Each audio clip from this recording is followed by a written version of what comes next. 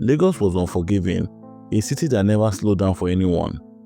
The streets was always buzzing, horns blaring from impatient danfo drivers, hawkers rolling between moving vehicles, and the smell of roasted plantain mixed with the unmistakable stench of sweat and dust. In the middle of this, inside a cramped two-bedroom apartment at Agbeda, Chijioke and Amaka were fighting a battle that neither of them could win. Chijioke had once been a promising young man, an accountant by profession. He had big dreams of starting his own financial consulting firm. When he met Amaka 6 years ago, he was full of ambition and optimism. He promised her a good life and the kind she had always dreamed of, a house of their own, vacations abroad, private school for their children, but dreams did not pay bills, and in Lagos, you either rose or you down. At first, things were good. He had a stable job as a logistics company in Ikeja, and Amaka, though a full-time housewife, then started selling housemaid snacks, chin-chin, meat pie, and puff-puff outside their compound to earn extra income. It was never much, but it helped cover small household expenses. Then everything changed. It started with a football match. One day, during the lunch break at work, his colleagues introduced him to Bet Nation. He has seen a sharp money hole, his colleague said, flashing a winning ticket worth 50,000 naira. Chijioke had laughed at first.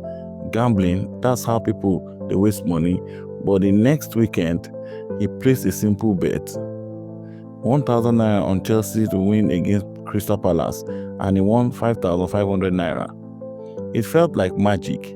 The thrill of watching the match, feeling the tension, and finally seeing money multiply. That was the beginning. At first, it was innocent. A bet here, a bet there. He only played with extra money from his salary. But Lagos had a way of dragging men down. And when Chijioke lost his job 6 months later, his gambling turned into something else. He told himself, if I just win big, I can fix everything. But gambling is a trap. And once it pulls you in, it doesn't let go. The first week was unbearable. Amaka tightened the budget, making sure that every naira counted. She put in extra effort into the small snacks business, waking up at 5 a.m. to prepare dough for her chin-chin and pies before the children wake up. She never once complained. But Chijioke, he spent hours in his phone studying odds, analyzing team performances, watching sport analysts on YouTube. Chijioke, have you applied for another job today? Amaka asked one evening as she packed her freshly made snacks into small nylon bags. I'm working on something, he replied. Then she snapped, all you do is sit and stare at that phone. And the one running this house now. He finally looked up, irritating flashing in his eyes. Amaka, I'm not sitting idle. You won't understand. I have been learning strategies from professional bettors. I know what I'm doing. She rolled her eyes and walked away. The first time she realized he had taken her money, it was 2,000 naira. He had left it inside a plastic bag, planning to buy flour the next morning. When she asked, he denied it. I used it to stake a game, he said casually, relaxed. When I win, I'll give you back double, Amaka. Amaka didn't argue, she simply waited. That week, he lost. She didn't mention it again. The second time, it was 10,000 naira. The third time, it was 50,000 naira. He always had a reason. This ticket is sure, just this one last time, but he never won. By the time Amaka realized the depth of his addiction, she was standing in the market one afternoon counting her money to buy ingredients, and there was nothing left. One evening, their landlord, Baba Fatai, a middle-aged man with protruding stomach, arrived at their doorstep. Mama Amaka, where is your husband? She wiped her hands on her apron and greeted him. Good evening, sir. He went out. Baba Fatai cleared his throat. I have been patient. The rent is 3 months overdue. If I don't get my money next month, she will have to move out. Her heart dropped. She has been saving for the rent. She had even hid it behind the gas cylinder, inside a plastic bottle. When Baba Fatai left, she ran inside and checked for her hidden pot. The money was gone. Amaka froze. The weight of realization crashed into her. Her husband had stolen from her yet again. That night, he waited for him. When he walked in, he looked exhausted. She wasted no time. Where is the rent money? He blinked at her. What are you talking about? Her voice shook. The 50,000 naira I kept in the kitchen. at the back of the gas cylinder. It's gone, Chijioke. Chijioke rubbed his forehead. Amaka, listen. You gambled it. That was all the answer she needed. For the first time, rage boiled in her. I wake up at 5 a.m. every day to work. I struggle to feed our children while you sit at home and throw money away like a fool. She flinched. It was a short game, Amaka. Do you think I am stupid? She screamed. He grabbed her hands. Amaka, please, just listen. She shoved him away. I'm done listening. For the first time in 6 years, she saw him what he truly was, not a man chasing a dream, but a man chained to an addiction. That night, she decided if things didn't change, she would leave. Chijioke sat at a wooden bench outside a roadside betting shop in Mushin, his heart racing as he stared at his phone. The place was buzzing with life, young men shouting and screaming, some celebrating, while others cursing under their breath. He had placed a 50,000 naira accumulator bet on 5 matches across Europe. This was his redemption. If all the teams won, he would cash out 700,000 naira. He needed this win.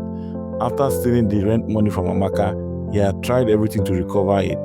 Small bets, loans from friends, even borrowing 20,000 naira from a street lender. Nothing worked. Now this is it. The first match, Manchester United vs Burnley, ended in his favor. The second, Juventus vs Verona, was a win. The third one, Real Madrid vs Celta Vigo, another win. His hand shook as he refreshed his betting slip. There are 2 more to go. AC Milan just needed a draw. They were leading by 2-1 in the 85th minute. Then came a disaster. 89 minutes, penalty for the other team. Chijioke heart stopped. The striker stepped up. Goal. Final score 2-2. The bet was dead. The 50,000 naira was gone. He felt the blood drain from his face. His head spun. The noise around him disappeared, replaced by a door ringing in his ear. He had lost everything, and there was no way back. Back at home in Agbeda, Amaka stood in the middle of their tiny apartment, hands on her hips, rage boiling inside her. She had just checked her remaining business savings, 30,000 naira, and it was gone. Chijioke had stolen from her again. She slammed the plastic container on the floor, startling their 2 children, Ada and Emeka. Emeka, just 3 years old, clutched his sister's hand. Mommy, why are you angry? Amaka swallowed the lump in her throat. How could she explain to a child that her father had turned into a bettor? She grabbed her phone and dialed his number. It rang, no answer. She called again, still nothing. This time, she wasn't waiting for him to come home with another lie. She grabbed her wrapper, tied it around her waist, and stormed out of the house. By the time she reached the betting shop in Mushin, she saw him sitting outside looking like a broken man. His phone was still in his hands, but his face was empty, lifeless. Amaka marched up to him. Where is my money, Chijioke? She screamed. People turned to stare. He flinched but said nothing. She grabbed his collar, shaking him. Where is it? Chijioke finally looked up, her eyes bloodshot. Chijioke replied, It's gone. Amaka felt something snap inside her. You stole from me again. I work hard to keep this family together, and you just threw money away like a fool. Tears burned her eyes, but she refused to let them fall. I was going to use the money to buy flour to expand my business. Chijioke lowered his head. I'm going to win it back. Amaka let out a hollow laugh. Like you always do. We're about to be thrown out of our house, and you are still talking about winning. She wanted to scream. She wanted to hurt him. Instead, she turned and walked away. As she reached the main road, a black Toyota Corolla pulled up by her side. The door swung open, and before she could react, 2 men grabbed her. Amaka fought like hell. Leave me alone, she screamed, kicking and thrashing. But the men were too strong. They dragged her inside the car, and they shut the doors. The driver, a bad man with a scare on his cheek, turned around and smiled.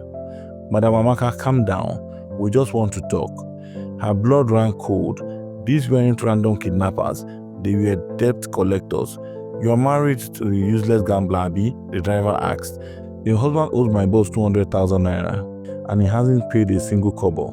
Amaka's stomach twisted in horror. 200,000, she stared at them, shaking. I don't have that kind of money, the driver laughed. That is the problem. Your husband is playing. games with us. We don't like games." One of them pulled out a knife. Her heart stopped.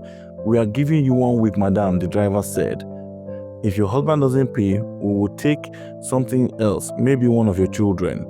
Amaka screamed, "No, please." The driver smiled. "Then tell your husband to pay the money he owes my boss." The car stopped and they threw her out on the street. She hit the ground and grasping for air. By the time she looked up, the car was gone. That night, Amaka sat in the dark, holding her children close. She wouldn't stay. Tomorrow, she would leave this man for good. For the first time in 6 years, she felt a peace with her decision. But fate had one last twist waiting for her. At exactly 3 a.m., she woke up to a loud banging on the door. Amaka opened this door. It was Chijioke. She hesitated, then she opened it. The moment she fell, he collapsed inside, covered in blood. His shirt was torn, his face was swollen, and in his shaking hand, he held a gun. Amaka stood frozen, staring at him in horror. "What did you do?" she whispered, her heart pounding. "I had no choice," Chijioke gasped, his voice barely above a whisper. "I stole from them. I thought I could use the money to bet and win big." Her breath caught in her throat. "You stole from the loan sharks? The same men who are threatening to take our children?" Chijioke coughed, wriggling in pain. "I was desperate." Amaka felt sick. Her husband, the man she once loved, the man she once believed in, had just signed their death warrant. A sharp knock on the door made them both jump. "Open the door," a deep voice threatened. They had found him. The door shook violently as the men outside pounced in. "Chijioke, we know you are in there." Amaka grabbed the children, pressing them against the wall. Ada was crying silently, her little shoulders shaking. Emeka clung to his sister, his face buried in her dress. She turned to her husband, fury flashing in her eyes. "You have killed us all." Chijioke's hand trembled as he grabbed the pistol. "Listen," a new voice spoke from outside. It was the bald man, the one who had taken Amaka earlier. "Either you come out, or we'll burn the house down." Amaka felt a cold all over her. Chijioke's eyes darted around the room, wild and desperate. He was trapped. They all were. Then something changed in his expression. He took a deep breath and handed Amaka the gun. Her eyes widened. "What are you doing?" He looked at her, pain and regret in his gaze. "Take the children and run," he said. She shook her head. "No, I won't leave you." Chijioke grabbed her shoulders. "I have to fix this, Amaka.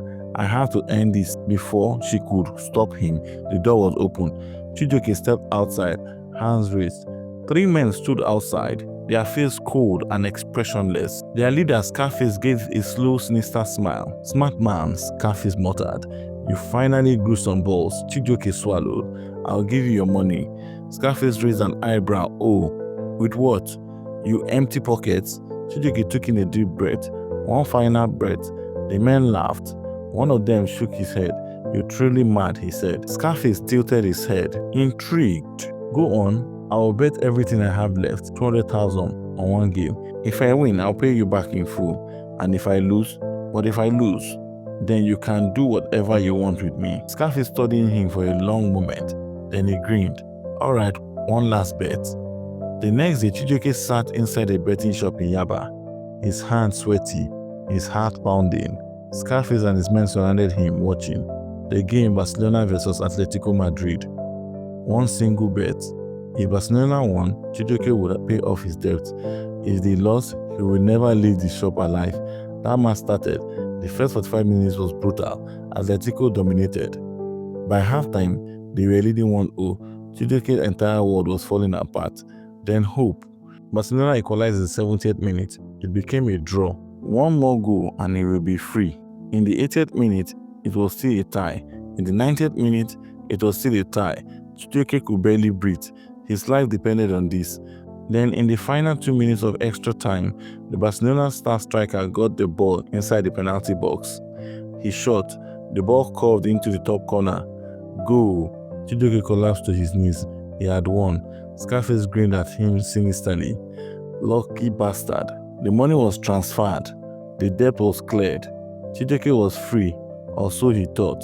That night, Chijioke ran home to celebrate with Amaka.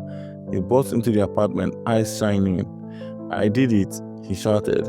"I won. I paid them back." But Amaka was not smiling. Her bags were packed. The children stood beside her, their eyes sad. Chijioke's smile faded. What's going on? Amaka took in a deep breath. We are leaving. His chest tightened. No, you don't have to. Everything is okay now. She shook her head. It will never be okay. Chijioke's voice broke. Amaka, please. I did it for us. She looked at him in the eyes. You did it for yourself. Tears streamed down her face.